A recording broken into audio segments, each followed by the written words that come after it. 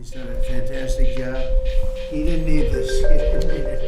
And we find out government's a little nasty on occasion. Hello, Peter. Yeah, times. Well, President Trump. Government's a little bit nasty, Peter. You haven't noticed that. But Elon's service to America has been without comparison in modern history. He's already running one of the most innovative car companies in the world. Today it's about a man named Elon, and he's one of the greatest business leaders and innovators the world has ever produced. He stepped forward to put his very great talents into the service of our nation, and we appreciate it. And I just want to say that Elon has worked tirelessly helping lead the most sweeping and consequential government reform program. I have to say that the numbers that we're talking about are substantial, but they're going to be very much more substantial with time, because with the Department of Government Efficiency, Elon's delivered a colossal change in the old ways of doing business in Washington. DOGE has installed geniuses with an engineering mindset and unbelievably talented people in computers. I actually asked Elon one time, what's their primary thing? And they have a lot of primary things. Give it to Elon as a presentation from our country. Thank you. Thank you, Elon. Thank you. Take care of yourself. Thank you. The luck on this is amazing. That's right. A large lot. Well, let me say perhaps a few words that this is not the end of DOGE, but really the beginning.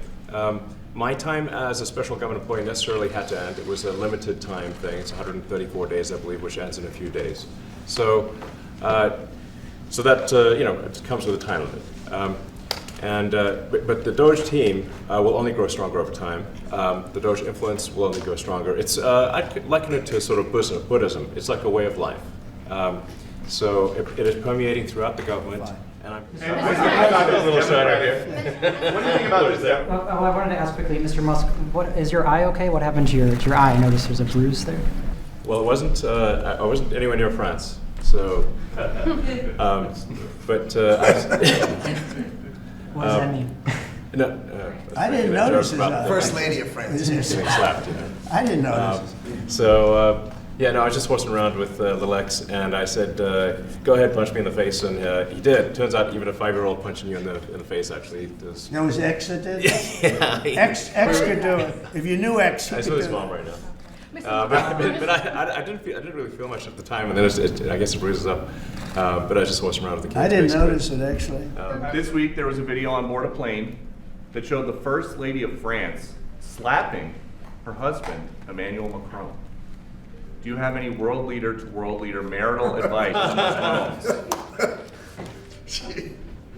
Make sure the door remains closed. That was not good. Yeah. That was not good. No, I spoke to him, and he's fine. They're fine. They're two really good people. I know them very well, and I don't know what that was all about, but I know them very well, and they're fine.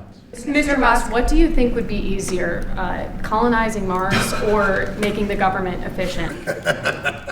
It's a tough call, but I think colonizing Mars and making life multi-planetary is harder.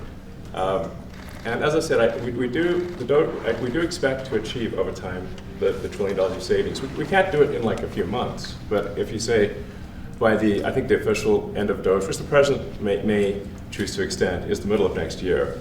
Say by the middle of next year, with the support of the president and Congress, could we achieve $1 trillion of savings? I think so. We're on track to do so. The Oval Office finally has the majesty that it deserves thanks to the president.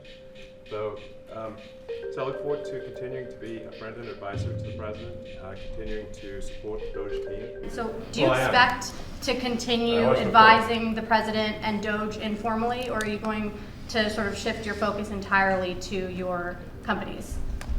Well, I expect to continue to provide advice whenever the president would like advice. I hope so. I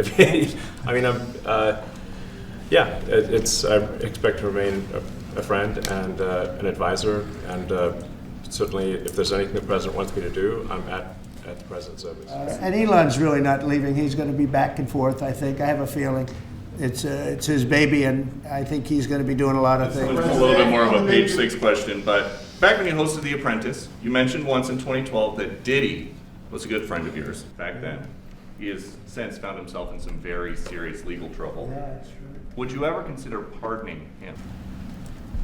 Well, nobody's asked. You had to be the one to ask, Peter, but nobody's asked. But I know people are thinking about it. I know they're thinking about it.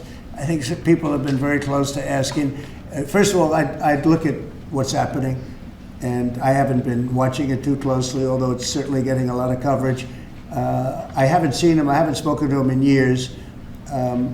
He used to really like me a lot, but I think when I ran for politics, that relationship busted up. From what I read, I don't know. He didn't tell me that, but I'd read some little bit nasty statements in the paper all of a sudden. You know, it's different. You become a much different person when you run for politics and you do what's right. I could do other things, and I'm sure he'd like me, and I'm sure other people would like me, but it wouldn't be as good for our country as it is. What message do you like to send to international students? Are they still welcomed to study in the United States? To students? Well, we want to have great students here. We just don't want students that are causing trouble. We want to have students. I want to have foreign students. I think Harvard, it's close to 31%. That's a lot. Our country's given $5 billion plus to Harvard over a short period of time. Nobody knew that. We found that out. I wouldn't say that was a DOGE thing, but we found that out over a period of time. That was sort of a Trump thing. And we're having it out with them, and let's see what happens. I think we have a very good, it's a very sad case. It's a case we win. We can't lose that case because we have the right to make grants. We're not going to make any grants like that. But I don't think Harvard's been acting very nicely. I think Columbia wants to get to the bottom of the problem. They've acted very well. And there are other institutions, too, that are acting, but Harvard's trying to be a big shot. And all that happens is every 3 days we find another 100. And as you survey this hellscape of the Ukrainian front lines, It's horrible. and you and your team deal with a very stubborn Vladimir Putin. Yeah. Do you And Zelensky. Yeah. But do you look at this Very conflict stubborn Zelensky, too. any differently now? Like, do you look at this and see Putin as the good guy or the bad guy?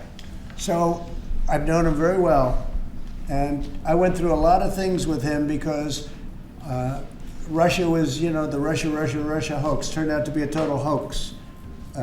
New York Times, they got a Pulitzer Prize. They have to give back the Pulitzer Prize. That's my lawsuit, and they're doing very poorly in that lawsuit. But they wrote stories about how it was true and it was false, and a lot of Washington Post also. I have gotten to see things that I was very surprised at. Rockets being shot into cities like Kiev during a negotiation that I felt was maybe very close to ending. We were going to solve a problem, and then all of a sudden rockets got shot into a couple of cities and people died. I saw things that I was surprised at, and I don't like being surprised. So I'm very disappointed in that way. With that being said, I'd like to see it end.